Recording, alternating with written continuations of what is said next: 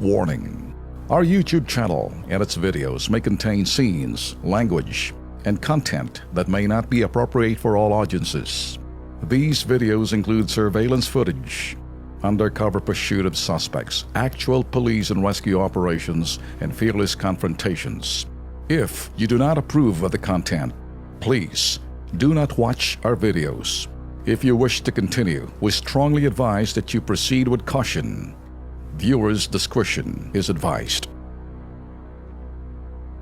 Abay, matinding trapiko dyan po sa may Ortigas Avenue Extension, dyan po sa Antipolo City. Ang sanhi ng traffic, abay, may tumaog po na L-truck. Ano po nangyari? Panoorin natin.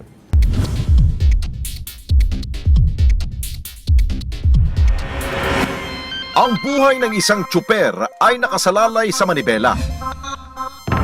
Isang maling kalkulasyon, maaaring aksidente ang kahinatnan. Tulad na lamang na naaktuhan ng kilos pronto sa Ortigas Avenue Extension, Evergreen, Barangay de la Paz, Antipolo City. Isang Isuzu Elf na may plakang TVO 175 ang tumagilid sa gitna ng kalsada. Ayon sa tsuper, hindi raw mabilis sa kanyang takbo. May iniwasan daw siyang sasakyan, kaya nangyari ang disgrasya. Yan, sabay pagkahon na yan. Pag-bihid ko ng kaliwa, ngayon, bebelo ako ng kanan, may sumingit na isang sasakyan. Imbis na tamaan ko yung isa, iniilag ko na lamang. Mabilis namang rumisponde ang ambulansya at bumbero sa lugar. Swerte namang walang nasaktan sa kanyang mga sakay. Ang naturang insidente, nagdulot ng matinding pagsisikip ng trapiko. Kinailangan pa ng crane para maitayo ang sasakyan.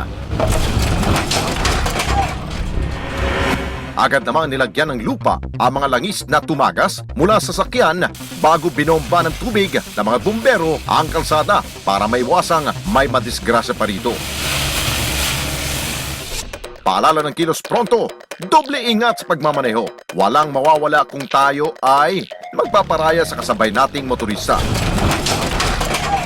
Ang kaunting segundong abala, may iwas ka sa disgrasya.